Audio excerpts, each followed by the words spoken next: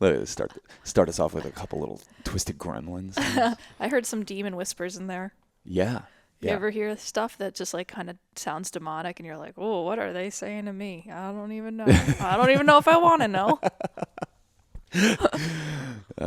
Yeah, the voices. The voices. Yeah. Got to get Mare talking more about the voices.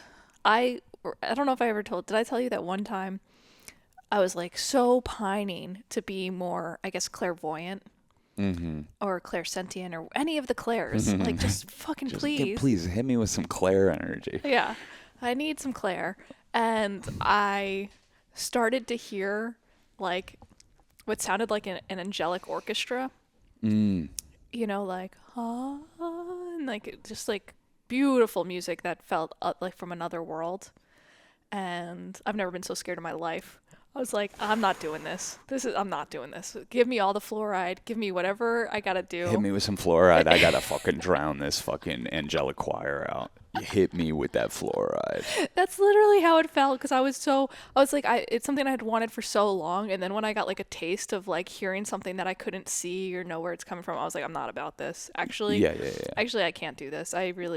And that's where I started like my commitment to being like grounded in reality. I'm like, I'll go far out. I'll take all the drugs. But like when I'm in reality, I want to be here. Yeah. I mean, I'm such an escapist and like my mind's all over the place and stuff. Yeah, but you don't have a day-to-day escapist itch at all. It happens in social media or whatever, daydreaming. That's true. I'm just saying when it comes to drugs, you know, I'm like, take a fucking dab. You're like, no, I'll be too high.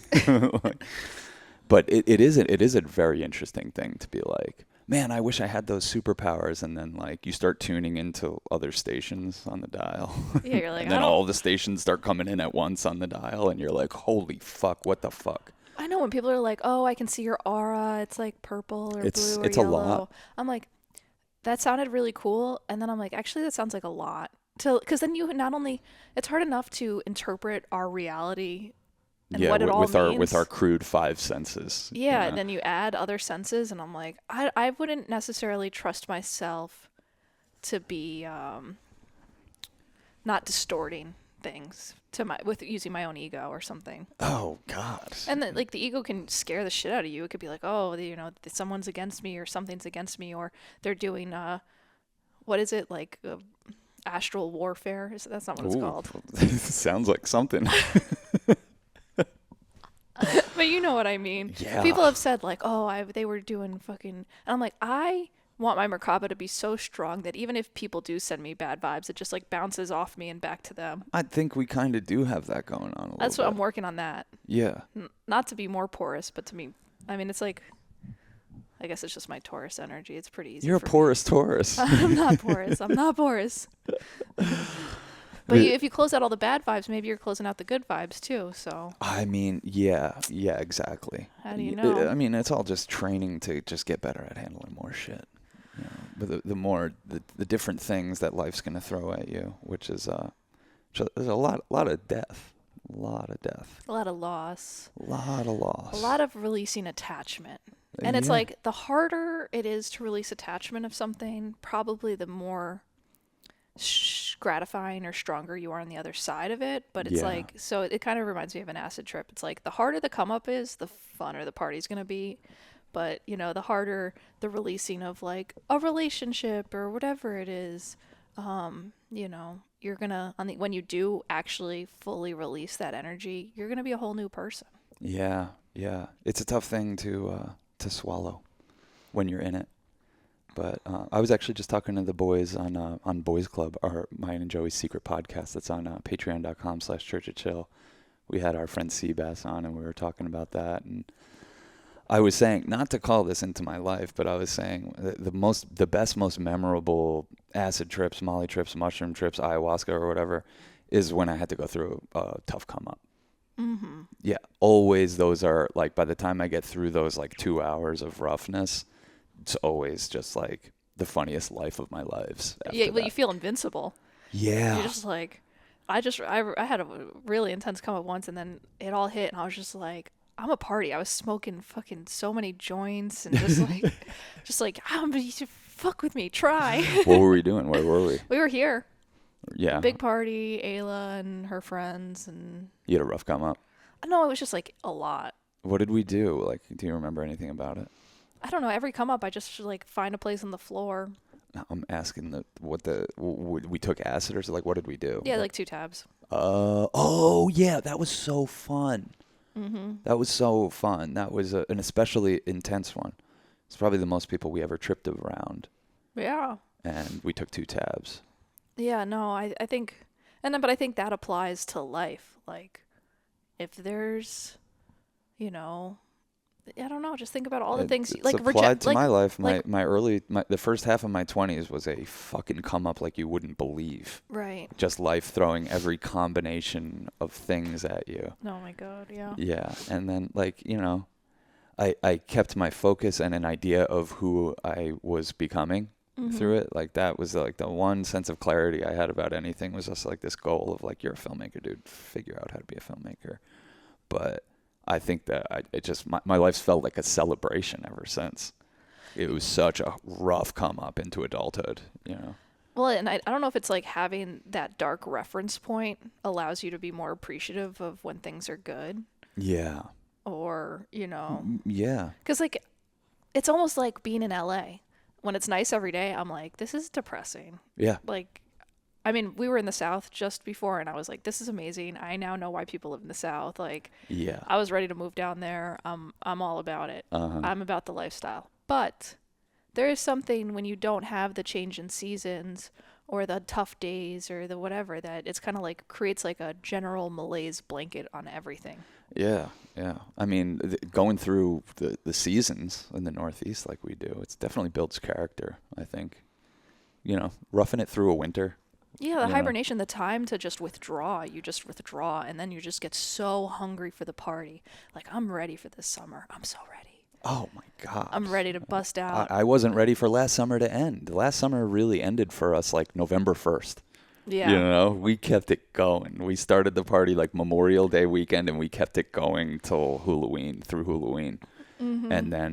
And then it's just like, I was physically sick through November, December, January. And then like now I'm starting to pull myself out of it a little bit, feeling good, get my training going again. The day's getting longer. You're like, this is the biggest gift ever. Like, a little more daylight, like, to be so appreciative of something so simple. Yeah. Just like, oh, thank God. Yeah. Well, and it's the same thing with a bad come up. Like, you're on the other side of a bad come up, and you're just so appreciative that you're not feeling that anymore, that like everything seems funny and light and profound. Yeah, so it's like been 2 ways for me. There's either like the really hard come up where I'm like kind of hanging on for dear life. And just so people know, I haven't seen you have a ton of those. No. Yeah. But most times the come up is so pure. It's like what Timothy Leary wrote about in like the psychedelic experience, like the bardos, like the oneness. Like, you feel like as you're coming up, you're kind of like, whoa, you're with God. There's not like a lot of thoughts almost. It's just like, no, I couldn't even pinpoint any thoughts.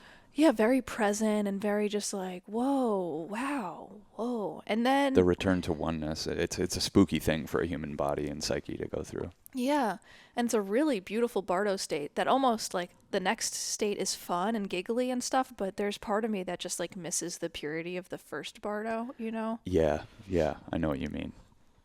You're just like, okay, all right. You're just like operating from a place that's just very like, okay, I'm gonna like look at this leaf and appreciate it and just admire it and just and then you kind of are like watching yourself float around space and not necessarily be like, what's going on? What am I doing? For the most part, I feel like the come ups can be kind of in that realm, which is really beautiful. And then what happens after the good time is that you cling to the good time and you're like, no, that was so good. No. Yeah. And then it's like fingers on the chalkboard. Well, that's like, your ego at work again. When it's dissolving, it's ushering you back into a state where you're very connected with everything. It takes a minute to adjust to that. And then when it starts to wear off and you start to come back to individuality, that's another adjustment. That's a different bardo state.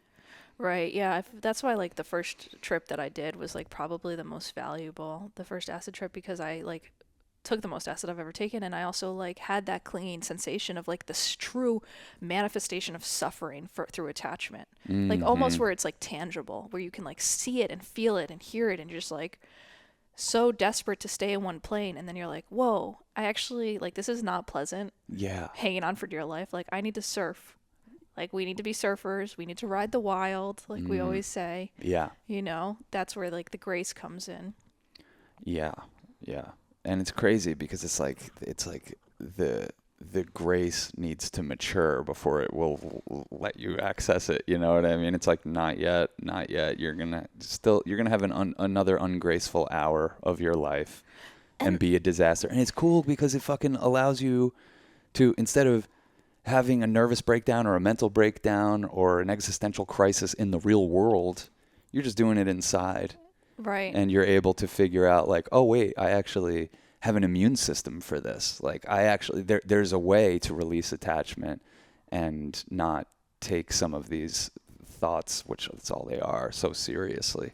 Right. And there's this whole like practice that I find of like being with my sadness, like not pushing away the sadness, not rejecting it, not saying like, this is bad, I'm sad, like I can't be sad, I need to distract myself or medicate or whatever it is. It's like, the more I practice the sadness and just feel into it, the more it can just like kind of flow through me. Like that Hafiz quote, the guest house. Yeah.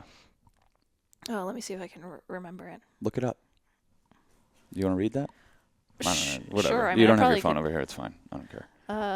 It's all good. I mean, it's such a good one. I will read it. Stand by. I'll rip a dab.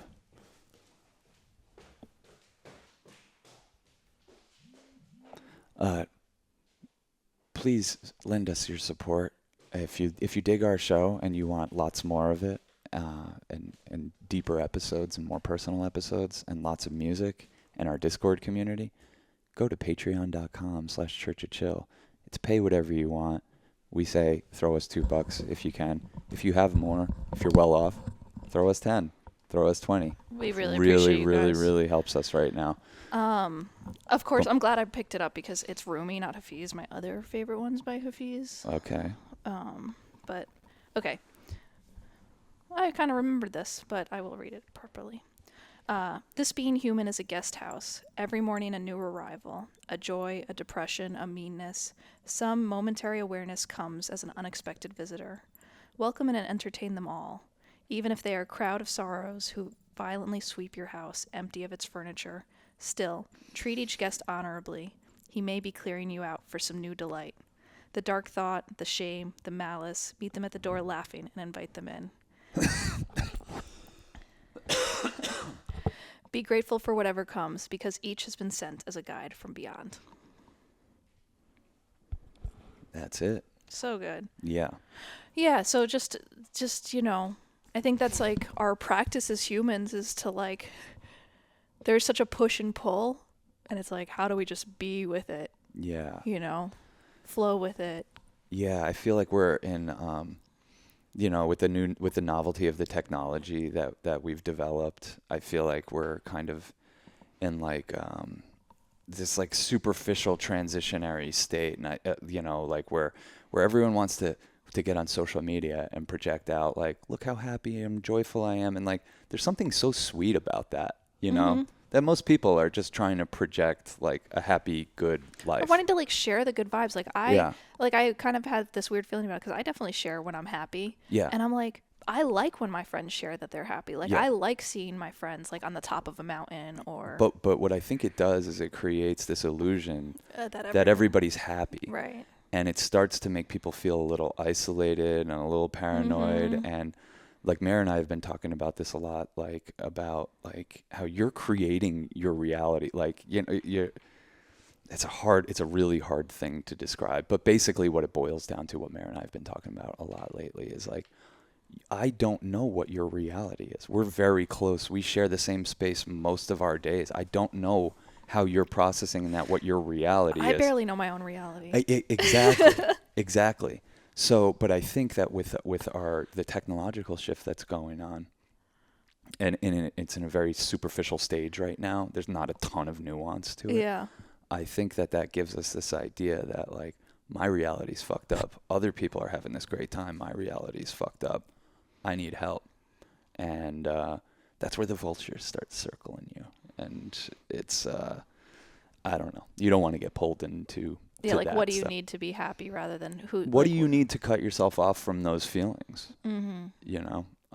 And it's a tough thing to navigate, but I think if you start to like go deep and try to like just pinpoint like what is causing these feelings, like it's you know, they're very human feelings, but has it been spurred by a technological revolution that just has us feeling like a little dizzy, like when you get off a ride, Yeah. you know, and we're just having a collective moment where we're figuring out how we want to conduct ourselves and, you know, how we want to come off and how we can be there for each other. But I think people's personal struggles have been amplified by the technological connection that we have right now. Totally. And I don't think I necessarily approach this healthily, or I would recommend how I approach things, but I've kind of, I don't know when it happened, but I started to see happiness as a competitive sport.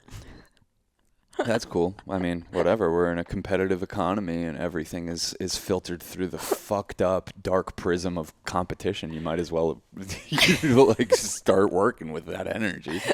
Yeah, where I'm just like, I don't know. I think it started like in our relationship where I felt like you were having more fun than me, and I was like, well, fuck that. Like, I'm gonna have more fun than him. Yeah. You know? And I was unconsciously having more fun. So once you made it a conscious effort, I'm like, damn, this shit's on. Yeah, we're It on. shifted who you are. Yeah.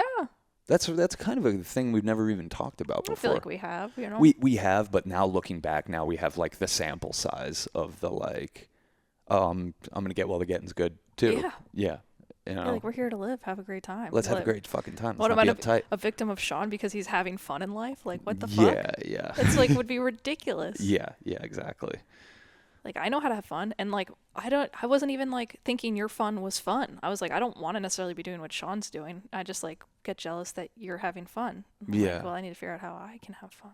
Yeah. The weird thing was at the time I wasn't even really having the most fun. It seemed like it on paper. Yeah. On paper, it was like Sean was like fucking popping off, but it felt obligatory and weird, and like a lot of the stuff I was doing was not in alignment with who I was. Yeah.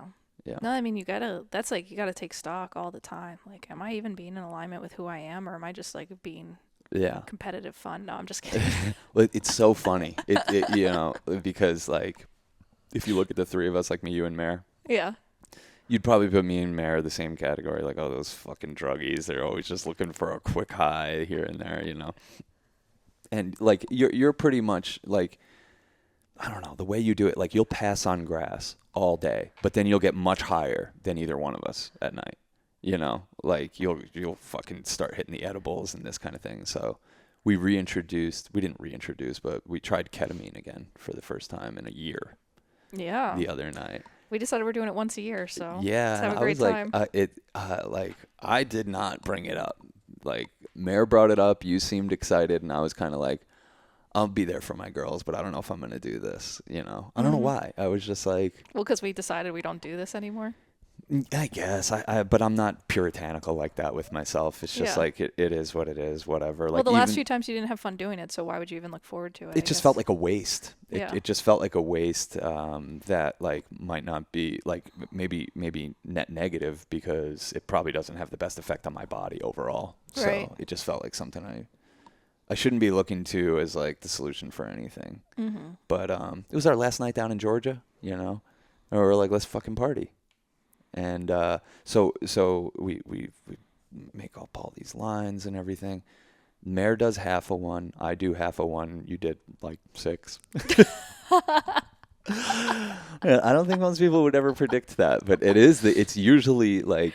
Well, Mare has a good point. Like, I need more to go further. Like, Mare's more tapped in. She hears the orchestra. I don't want to, but so it takes a little more drug for me to like get sensitive because I have like established a really or part of my makeup is like a pretty thick Merkaba. Yeah. But I definitely there's no doubt that I went further than you guys. Like, I went for the K-hole because I was like, if I'm doing ketamine once a year, like, I like a K-hole. Like, I Yeah, want no, to I was experience scared. it. I hate to say it. I hate to admit Scared it. of what? It's never, like, I guess it's, I don't know. Like, I did a half a line and I was like, whoa, this stuff fucking works. I just associated the last few times I did ketamine, it just wasn't working that much because I was abusing it. But, like, I was like, whoa, this works. Like, shit, I forgot about this. Like, and it was just like so enjoyable kind of that I was like, I don't know if I want to really go any further. The music sounded so good. That's the addictive part of ketamine that is, for me. because you're like, music sounds incredible. Well, sometimes it just sounds really weird. And like layered and like, yeah. Like, and also it feels like every time we do ketamine, I hear a song that's a weird song, but it like unlocks a version of the song that you can not unhear. that you cannot unhear. Yeah. Yeah. Yeah, we were listening to a lot of Beach Boys. Well, yeah. That's some great ketamine music. Oh my God. I'm not talking about the hits, baby. No. We're talking about the deep cuts. Them deep cuts that you play for most people, they'd be like, "This is the Beach Boys." Well, yeah, because it's like, Where'd you find this? Yeah. Like, I listened to every album. Yeah. Yeah, yeah. But it was fun, and it's just interesting because, like, for Mare and I, like, we'll take a hit of weed and start dancing, this and that. Like, for you, it takes a bit more to get to that, like, loose, just like fucking jokes firing off, like dancing around. But it is a very, very fun version of you. When you tap into that version of yourself, you're like the Leo of the scene. Whatever party we're at, if you can get to that level, you're always like, Cass is the party right now. Yeah, I guess it's different gears at different times. Sometimes you're just an extra at the party. Usually just an extra. Usually I'm just like, okay. Yeah. I out. know that night I didn't want to be the main character. That's why it spooked me a little bit when Mare's like, well, maybe we do some ketamine. I was just like, I might not be the star of this one, you know? Yeah. No, it's interesting. We watched Chris Rock's special last night on Netflix that he did live. I think it was pretty good. Yeah, for doing it live and yeah, not doing all the little tricks that you can do in the edit and make the laughs. It kind of felt like the Oscars, but like more inappropriate or, you know. Yeah. But he talks about attention. I feel like we've heard a bunch of comedians talk about attention lately. Because we heard Sam Morril talk about it, how he's like at the gambling and he's oh my God. no one was paying attention to him, and so he put all his money. He's like, guys, I'm going all in, because like when he first sat at the table, like he was hot and everybody was paying attention to him, and then like he started losing his pot, and so he was having to do wild shit to like regain that. Then he realized what he was doing. He's like, God damn, I just need attention. Yeah. Yeah. And Chris was talking. What was Chris talking about with it? Just that's like the thing. Oh, that how people needs. get it, whether they get it through being a victim or get it through. We used to need love. Now we need likes. Yeah, that exactly. was great. Yeah, no, it's something to be mindful of, I guess. But it's interesting how it even manifests like within relationships and stuff. And I don't know. I feel like we're pretty chill. You and I. Yeah, and Mare. I just feel like we kind of like. Yeah. I don't know. It doesn't feel like anyone is more starved for attention or something. Like, no. It just feels like we're like, oh, we're hanging out, and I don't know. We all keep busy with our own little art projects, and then we come together. Our own little universes too. Yeah. And I think that's really helpful for a relationship, is to like be satiated by your own universe. That you're like, it's a joy to come together, but it's not like. I think when we first got together, and maybe like the first 5 years, it kind of felt like, if we weren't doing something together, it was like a failure. I was very attached to you. Yeah. Yeah. I was very like, I just felt like this was a good relationship. And I think I had wasted time in some relationships that weren't as good. And I don't know. I just wanted to get while the getting was good. And I just like, definitely like the first 5 to 7 years of our thing, I was very like.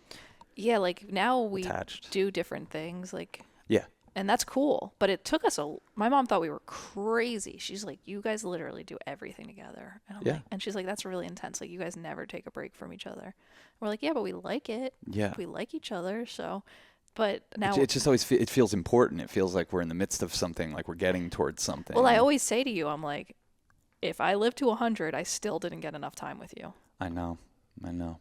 So it's like wanting to like enjoy that time, but also, in life you want to have something to bring back. bring back? Yeah, like to each other, like something to offer. Oh yeah, Like, like oh, when we were down just now in St. Simon's Island in Georgia, like I would get up and you wouldn't even be home.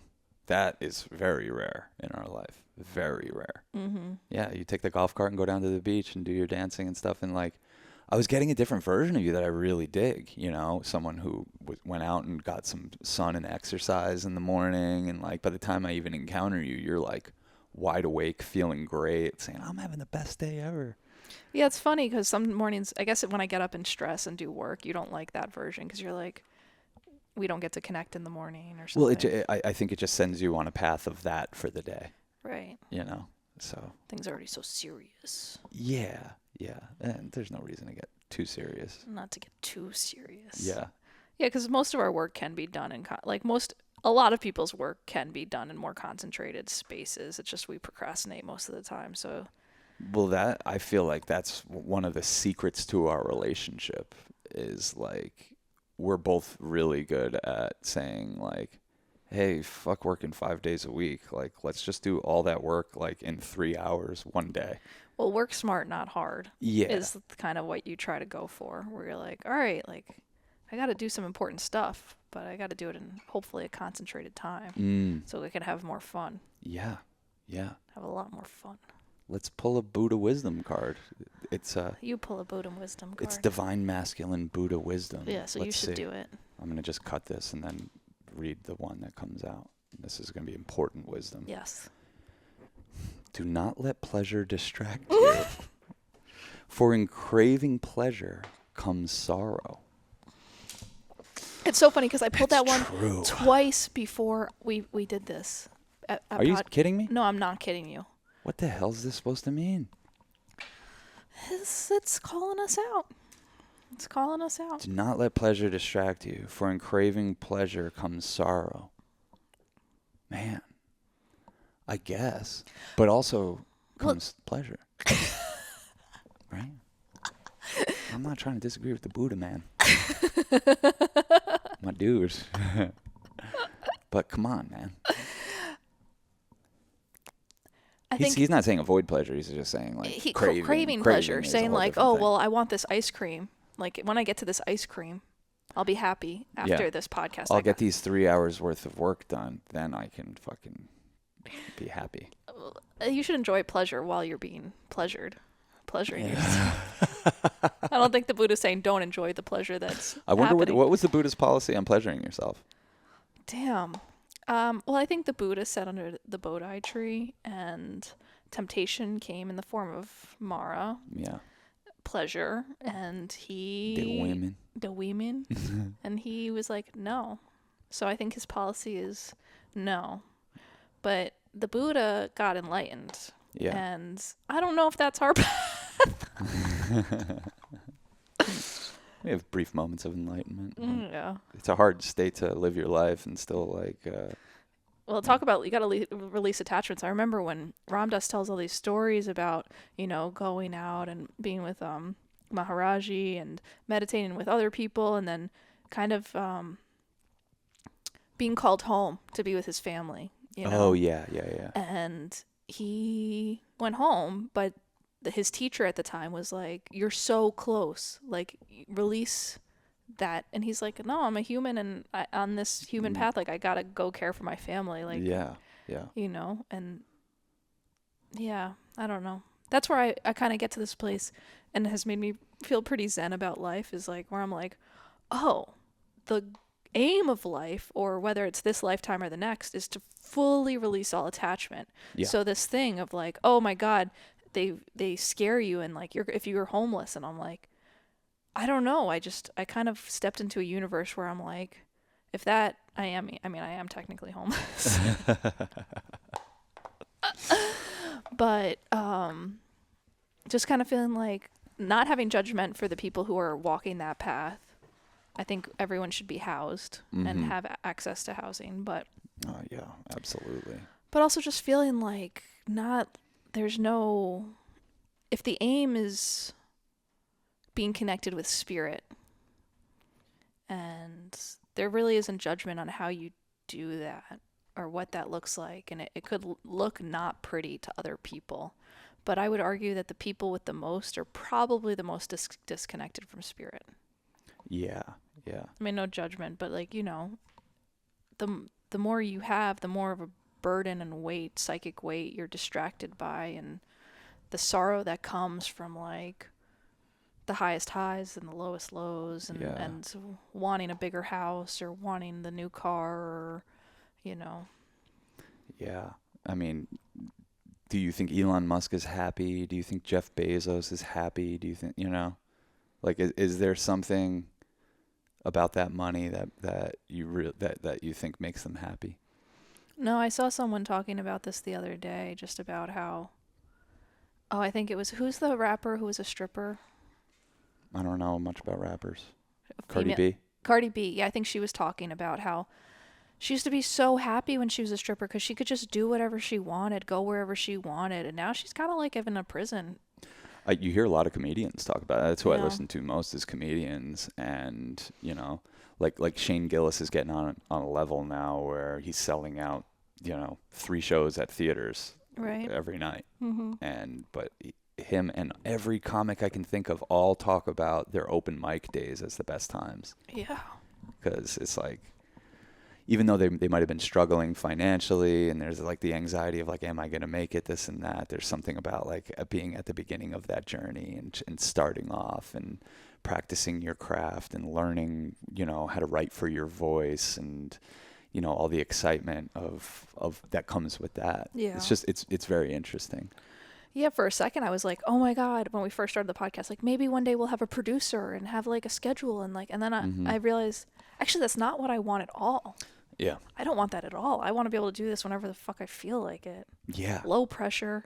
Yeah. Whatever. Like I don't.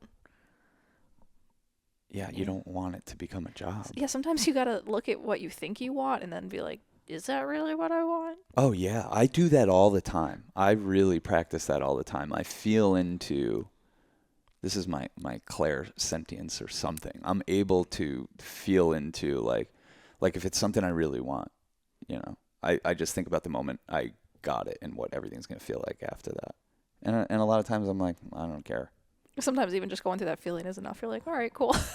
Yeah, exactly. And then sometimes it's the opposite. Like, like we're gearing up to go make a movie, this and that. And I'm like filled with like, I don't know, do I even want to do this? Do I really want? But like, I already know like this is my path in life and it's going to make me happy and I'm not going to regret doing it. And I'll always look back fondly on the version of us that was like, let's get out there and make something. Mm-hmm. Yeah. So I don't know.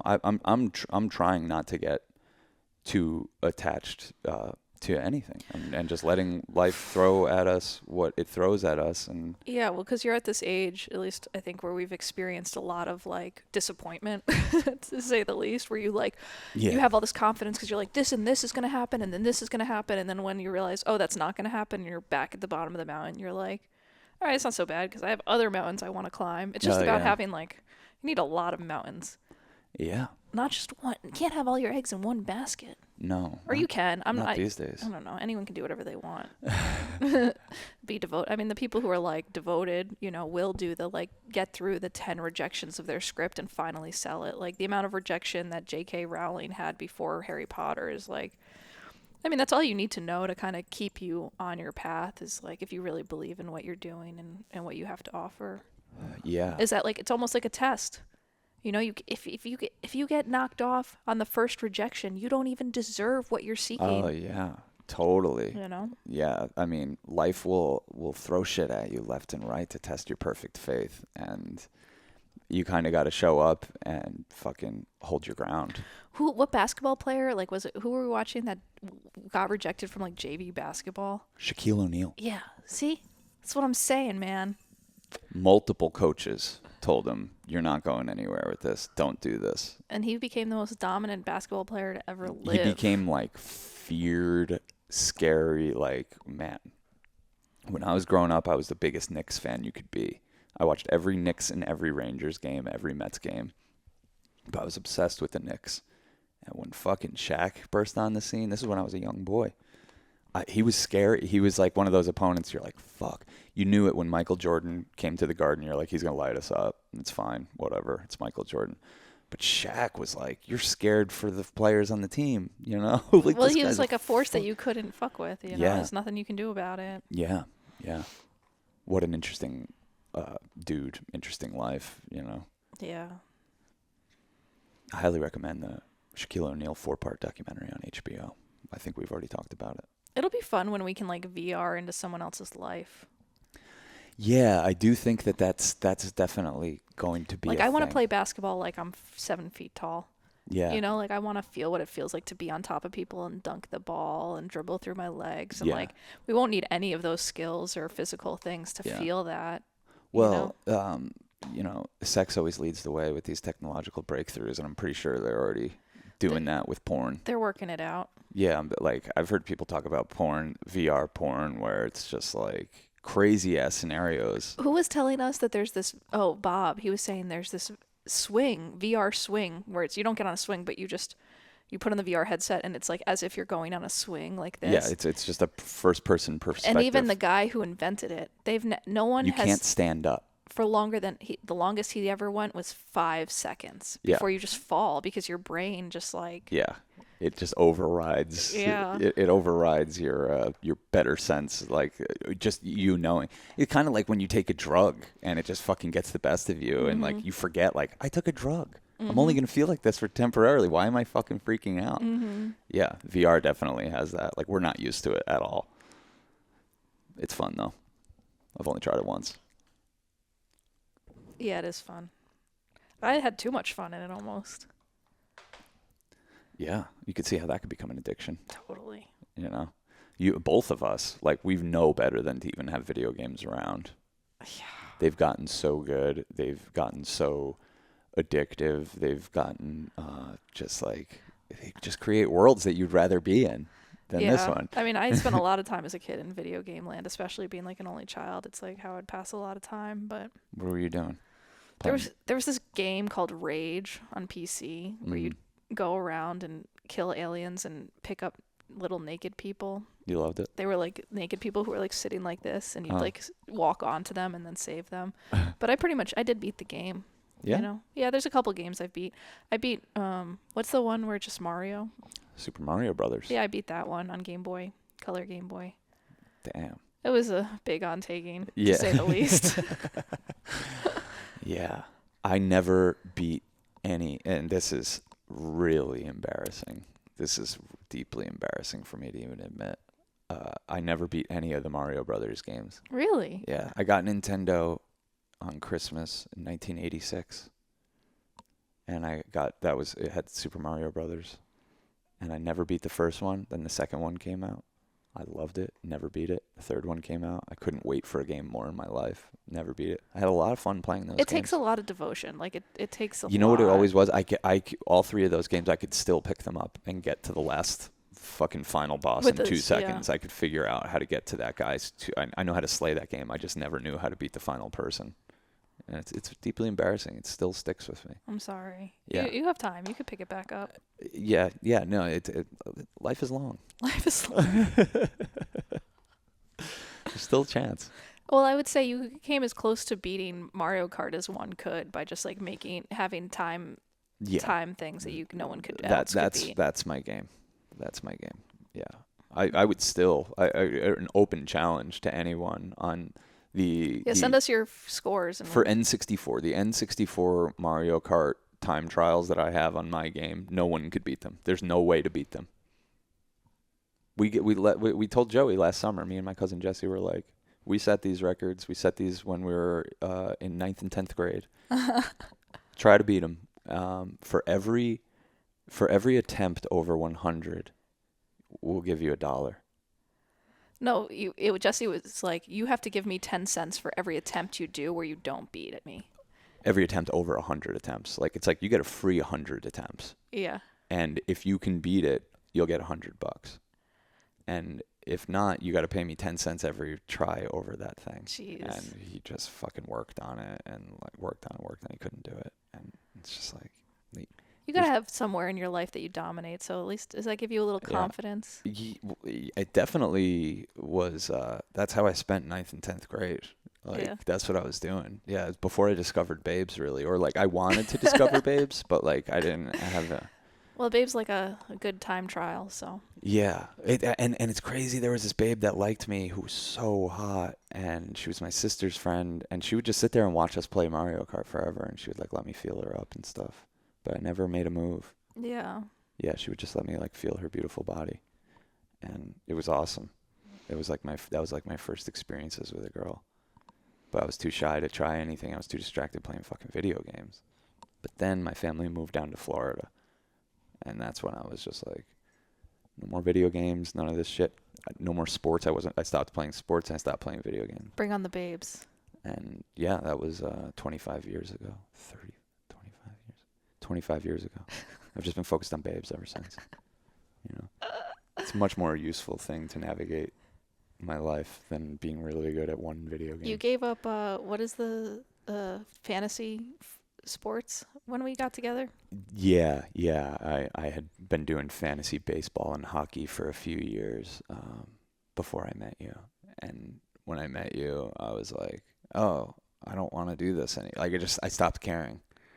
And so I just stopped doing it. It was good because it took up a lot of my time.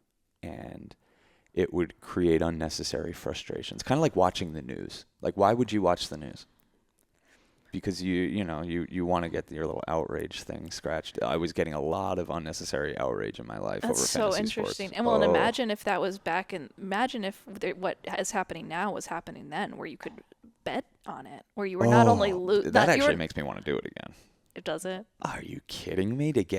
Well, I mean, we had money riding on it, but it was nothing. Like, if you won the league, you'd win like $1,500, $2,000 for the amount of Did you ever win the league? Effort. No, another final boss you have yet to beat. It killed me because I was about to win the league, and I was in second place, and David Wright from the New York Mets, who was on my team, was having his last at-bat of the season, and it was a shot in the dark. But I was like, if he hits a home run, I win the league.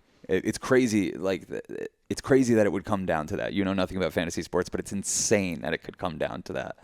And he fucking hit a jack, and the announcers are like, going back, way back to the wall. And it just fucking hit off the top of the wall right there. And I was just like, my life got drained out of me. And I was just like, I can't do it. This is why we were together. I was like, I can't keep doing this. I got to stop doing this. Like, I put together the best team that year. We went as far as we could go, and I lost. Imagine how he felt. David Wright? Yeah. This was just a regular season game for him. Oh, like, okay. This was not like in the playoffs or anything like that. He didn't know he lost you $1,500. No, he probably lost a bunch of people a bunch of money. Yeah. Yeah. There's a new movie coming out. Man, this would have been one of the best sports bets ever. There's a new movie coming out about the life of George Foreman, the boxer. Remember him? The Foreman of course. Grills? How could I forget? Foreman Grills. Yes, of course. Yeah. And when I was a kid, I remember watching his fight. Like in the 70s, he came around and it was like he was like the Shaquille O'Neal of boxing. It was like, oh my God, well, there's a guy that no one's ever going to be able to beat. And Muhammad Ali beat him somehow. And there's a great movie about that. There's a documentary about that. But fucking fast forward 20 plus years. He's 46 years old. He had been a minister. He had retired from boxing or whatever. And he was like broke, basically, you know. And he was like, fuck, I need to get my life back together. And was like, I'm going to try to win the heavyweight championship. And at this point, he was like 270 pounds, fucking fat. He was just fat and out of shape. He was 46 years old. And the current champ was this guy, Michael Moorer, who's 26, just like a fucking killer. I'm scared for him. I don't even know how this ends, and I'm already scared. Fucking George Foreman gets in there, and I remember watching this with, the odds were so against him, it was insane. And I remember watching this with my family. And like when big boxing matches like this would happen, someone in the family would order it on pay-per-view, and like everyone would come over, and we were all there watching this. And fucking 10 rounds, he was just getting pummeled for 10 rounds, but not going down. And then in the 10th round, he knocked this motherfucker out cold, like way past the 10 count. Like, this dude was just out cold, and 46 years old. And that's how we know about George Foreman. That's how like our generation even knows about him. But he, at 46 years old, he beat a 26-year-old after not boxing for God knows how fucking long. and he believed in himself, got in there, did that. Then he got the Foreman Grill sponsorship, and he's probably a billionaire. So wait, why did you even tell this story? Like, why did that come up in your mind? What were we just saying right before this? Talking about fantasy sports and. Oh, you were saying betting. You were just Okay. talking about betting, and like I was just. So thinking, some people probably won a some lot good of people money. lost money on that, but if you put a lot of money on George Foreman for that fight, like you'd probably be set up for life because the odds were so against him. There was another one when Mike Tyson fought. Oh my God, how am I not going to remember this guy's name right now? This is so embarrassing. Anyway, Mike Tyson lost his first. No one ever thought Mike Tyson would ever lose a boxing match, and he lost to a guy, and the odds were 42-1. There's a great ESPN 30 for 30 about it called 42-1. That'll make you cry because it's just so crazy that this guy got the will to beat Mike Tyson, and his mom had died a week before, and that's how he like got the strength to do it. Oh, we probably watched that. I watched it, and I think I talked about it on an old podcast or whatever. But, Yeah. Whatever. I could talk legendary sports stories all day, but I think people don't like it that much. I like it. You do? Yeah. I gotta pee. Yeah. Cool. I was thinking I'll keep the people entertained, but then I was like, we should probably just have a breath meditation pause. And that's what we did. Yeah, or we could edit it out. Yeah. You want to pull one more wisdom card? Yeah, sure. All right, here we go. Hopefully this one won't be calling us out so hard. All right, let's see. Endure harsh words, for many people speak wildly. Endure hard words in peace. What up, YouTube comments? Yeah, bring it on, you motherfuckers. Bring it on. Come on. Talk about it. I think it's good we have a thick skin. People, You need one. You need someone. You need one. You're fucked if you're not going through life with a little bit of a thicker skin, Like Chris Rock talked about that in his thing.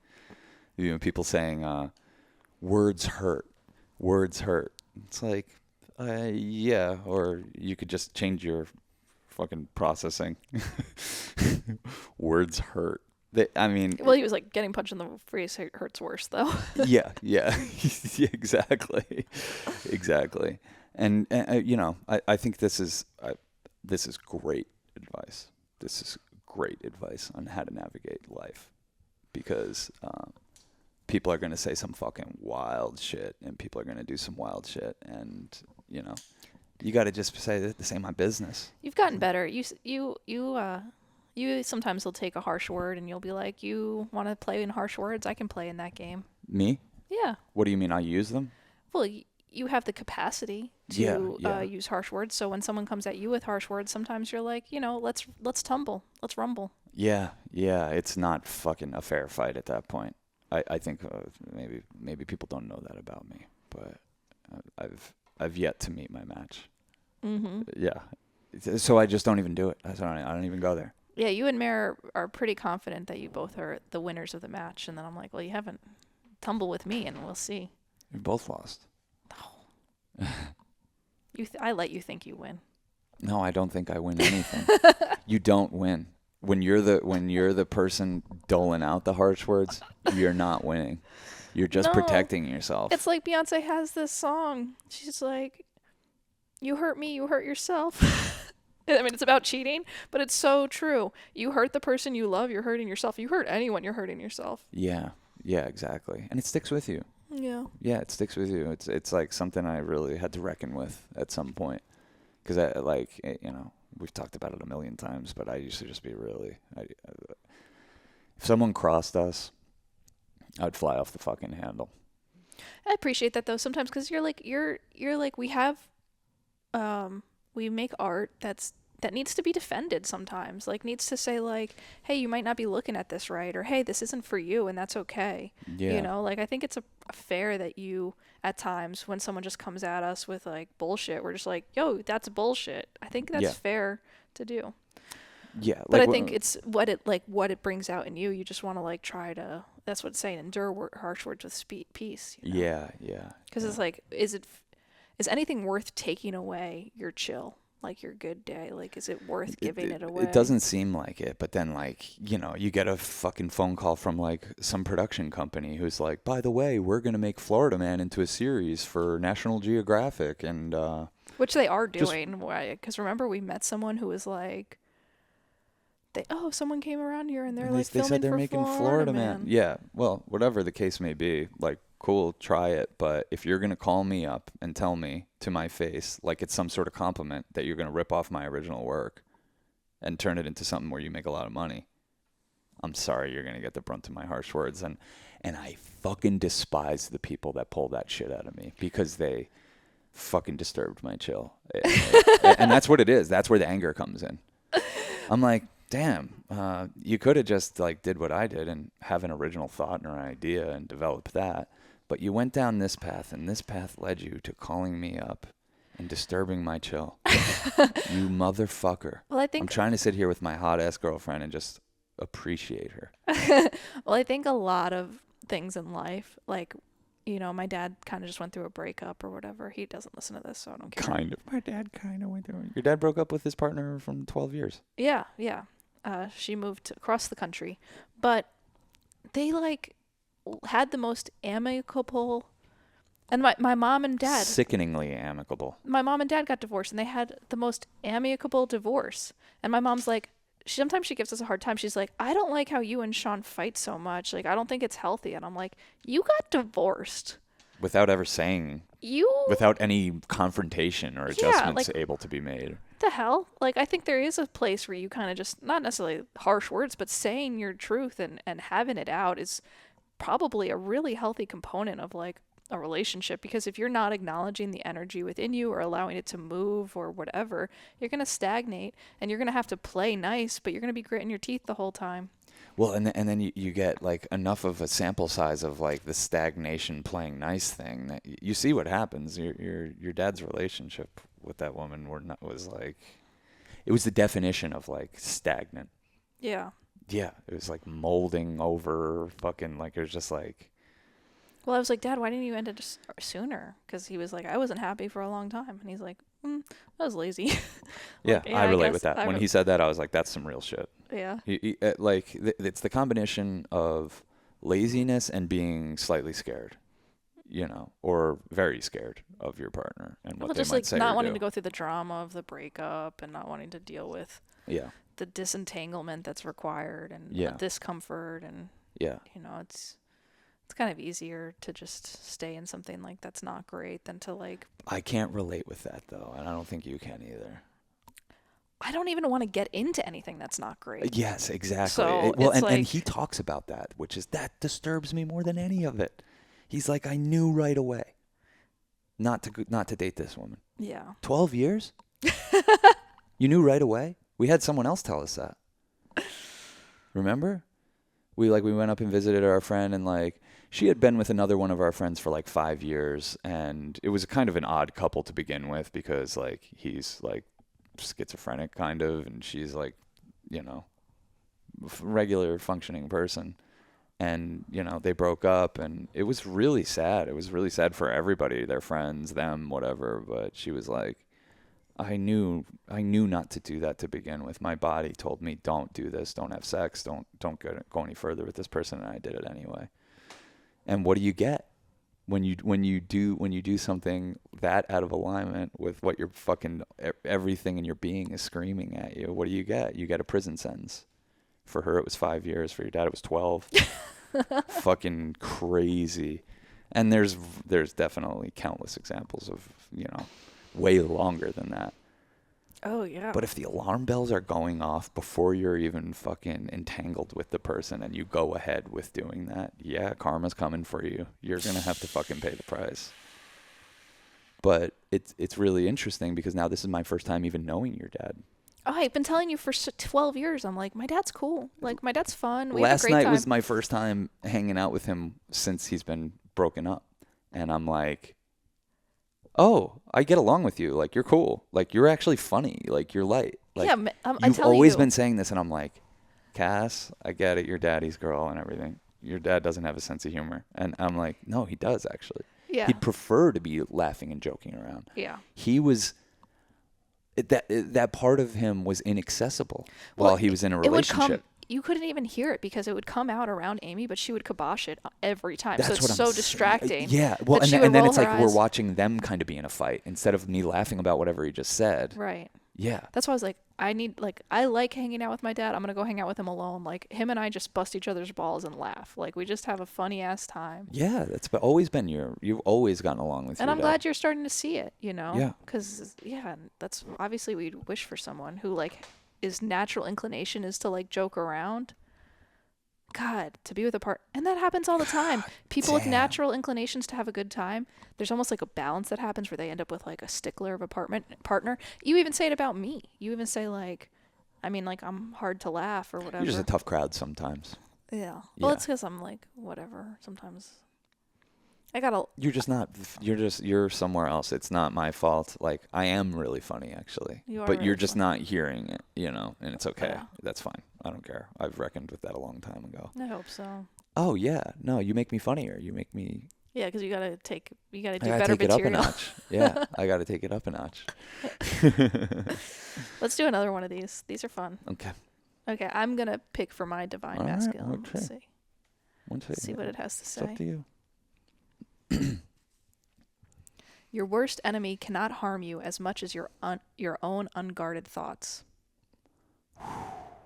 That's a good one. Your worst enemy cannot harm you as much as your own unguarded thoughts. It's a good reminder. You think someone's doing something to you, it's like, no, you're just not disciplined. You lack discipline. You lack discipline.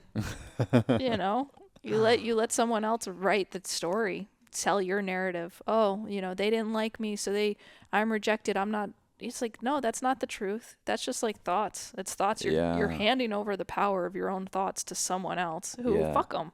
Yeah. Yeah, you're very aware of that, especially for an only child. You're very aware of like the power that you behold and when you give it away, when to protect it a little bit more. It's interesting. I'm a little more susceptible the way I you're go very, through life. like, empathetic, and you feel people's energy, and I can, and I do feel people's energy, but I'm I also try not to compassionate too, Yeah.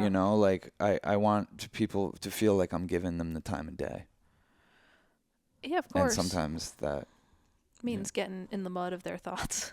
sometimes that means getting in a fucking relationship and being in it for fucking way too long and like, you know what I mean? We've done that. Mm-hmm. Like I gave my power to some girl who is like, "Ooh, wow. I have my power and this guy's power." Mm-hmm. And they use it to make me feel smaller. Like because they had issues with their dad or whatever. Mm-hmm. It's so weird. Well, I think it's like where you have to like be in alignment too. Like we're talking about is like there's a balance to it. Like you're getting power by having their attraction, but then they're also taking your power. So as much as they're giving to you by validating you, they have the capacity to take it away. So as soon as you externalize your validation, which we all do, you're in a very vulnerable state.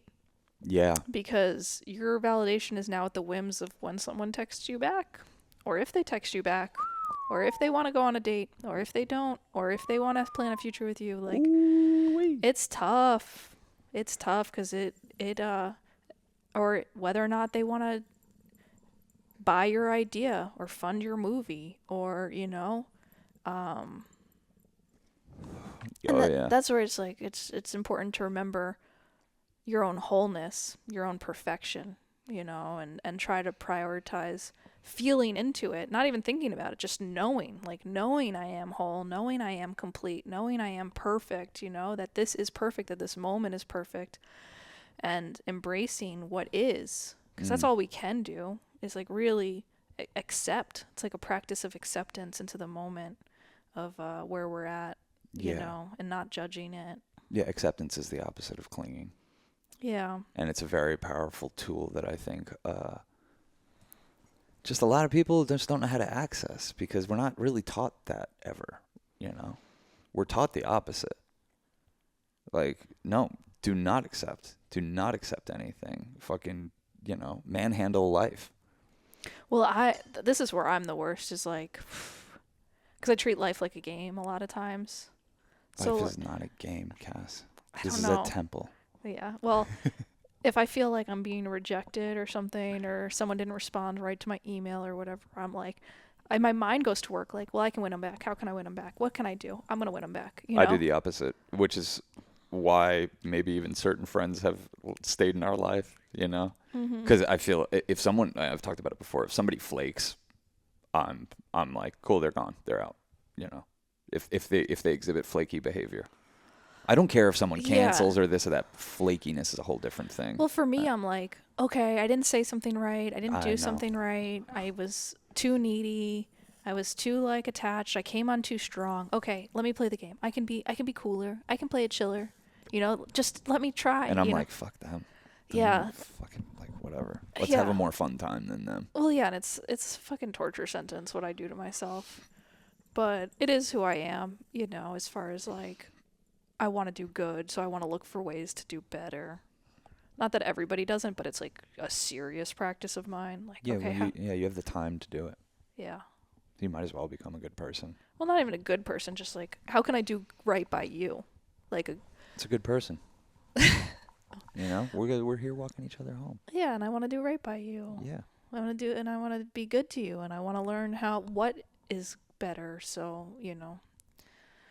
Anyway, you want to do another one? Sure. One more. One more. One more. Do what you have to do resolutely with all your body, mind, and heart. What do you think it means? I think it means like don't spend a lot of time questioning yourself. Like if you're like I have to be a filmmaker, do it. Do it with your mind, body, and heart resolutely. You know, Yeah. like there's these things we know about ourselves. Like I need to have fun. Yeah. I'm going to have fun with all my mind, with all my body, mind, and heart. And so how do I do that? How do I bring levity to my body, lightness to my mind, pleasure to my heart? Yeah, not doing things resolutely is definitely kind of harkens back to what we were saying about externalizing your validation. Because if you're paying attention to that whole thing, you're not going to follow through and do things resolutely. You know, if you're like, oh, well, that didn't get enough likes, I'm not doing this anymore, or this, you know, oh, that fell flat, or I shouldn't try, I got to stop flirting with that girl, or, you know, whatever. If you're not doing it resolutely, like, how could you expect that stuff to come to you? Yeah, I think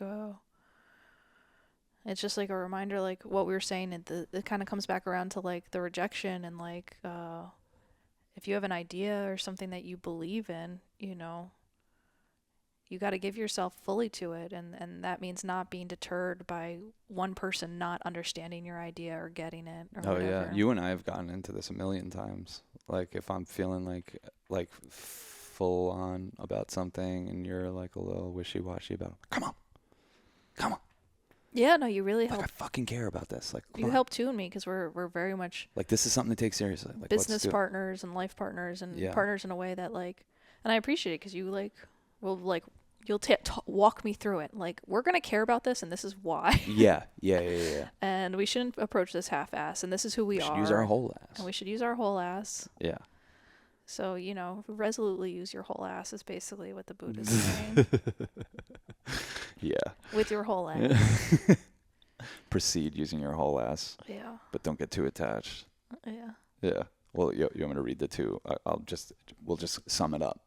Well, I already put the two that I had. Okay. Well, let me just remind people. Let's go back. Do not let pleasure distract you. For in craving pleasure comes sorrow. Yes. And then there's some another one that says, endure harsh words, for many people speak wildly. Endure hard words in peace. All right. I think we learned a lot today. We did learn a lot today. Thanks for coming to class. Yeah. Two fools. I was ripping dabs the whole time, you know, feeling extremely high. Yeah. Yeah. Well, we hope you guys enjoyed hanging out. We love hanging out with you. You know, for more episodes, they're available. We're always hanging out at least once a week, pretty much. Yeah, once or twice a week. If you want more, patreon.com/churchofchill. We deeply appreciate the support, and it's also the portal to becoming friends with us if that seems like something that's interesting to you. It's about to be summer and we want to have more friends and places to go. So Yeah, let's party. yeah. Go to patreon.com/churchofchill and get up on our Discord and let's become friends. Cool? Cool. Peace, love, and magic, y'all. Peace, love, and magic. Yeah.